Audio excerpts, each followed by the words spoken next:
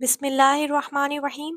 आज हम अल्लाह ताला के प्यारे नाम अल-अज़ीज़ को देखेंगे।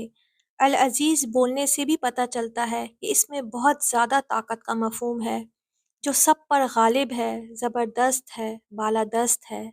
अल्लामा इब्न जरीर फरमाते हैं कि जो दुश्मन से इंतकाम लेने में सख्त तरीन हो और जब वो अजाब का फ़ैसला फरमा दे तो कोई ऐसा नहीं जो उसे टाल सके। इमाम कुर्तबी फरमाते हैं कि अल अज़ीज़ वो ज़ात है जिसका गलबा, शान व शौकत, क़ुव्वत सब चीज़ों पर हावी हो। कोई चीज़ उसको आजिज़ नहीं कर सकती, हरा नहीं सकती। उसकी कुदरत और ताकत से कोई चीज़ बाहर है ही नहीं। उसके कब्ज़े से कोई अपने आप को छुड़ा नहीं सकता, उस पर कोई गलबा पा नहीं सकता। अगला मफ़हूम है कि अल-अज़ीज़ वो ज़ात है कि शान व शौकत उसी के लिए है, इज़्ज़त उसी के लिए है, रोब व दबदबा भी उसी के लिए है, इख्तियारात भी उसी के हैं। मखलूक़ात की औकात नहीं कि कोई उसकी किसी सिफ़त को पा सके। उसकी अज़मत के सामने सब हक़ीर और बेबस हैं। अल-अज़ीज़ वो ज़ात है कि कोई उसकी मिसल नहीं, हर कोई उसका मोहताज है, उसकी ज़रूरत हर एक को है, इसलिए उसके मुकाबले में कोई सर उठा नहीं सकता। किसी के अंदर इतनी जुर्रत है ही नहीं कि उसके फ़ैसले के आगे मुज़ाहमत कर सके। अल-अज़ीज़ में इज़्ज़त का मफ़हूम भी आता है और अरबी ज़ुबान में बहुत ज़्यादा वुसअत है बनिस्बत उर्दू ज़ुबान के। उर्दू में तो इज़्ज़त रिस्पेक्ट कदर के लिए आता है, लेकिन अरबी में इज़्ज़त का मफ़हूम ये है कि किसी को इतना बुलंद मर्तबा हासिल हो जाए कि कोई उसका कुछ भी ना बिगाड़ सके, कोई इतना पावरफुल हो कि कोई उस पर हाथ ही ना डाल सके। अल अज़ीज़ के सामने हर शय मरऊब है। अल अज़ीज़ की ताकत ऐसी है कि किसी को सज़ा देना चाहे तो पल भर में उसको मिटा कर रख दे। एक हदीस में आता है कि इज़्ज़त अल्लाह ताला का औज़ार है और किब्रियाई उसकी चादर है। अल्लाह ताला फरमाते हैं, जो मुझसे ये छीनेगा मैं उसको अज़ाब दूंगा।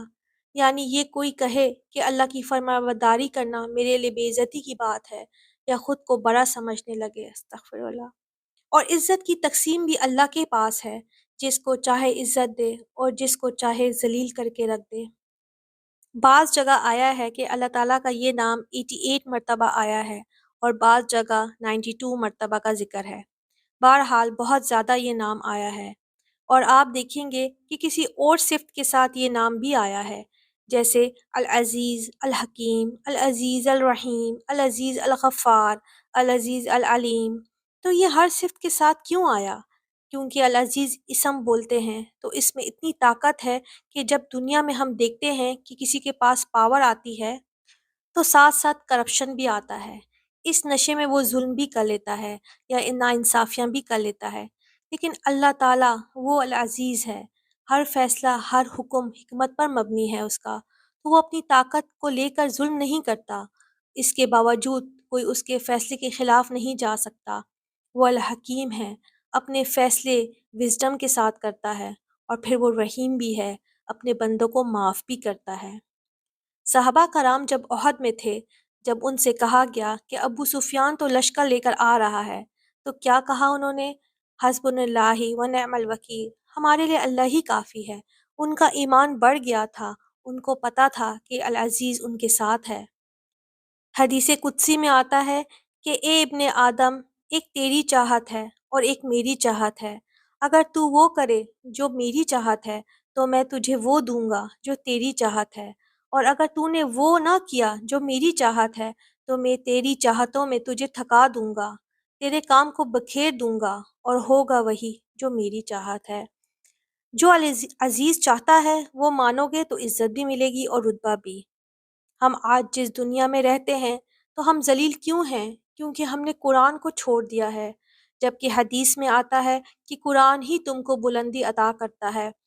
तो जिसने अल अज़ीज़ का दामन थाम लिया वो दुनिया और आखिरत दोनों में इज्जत पाएगा। अल्हम्दुलिल्लाह।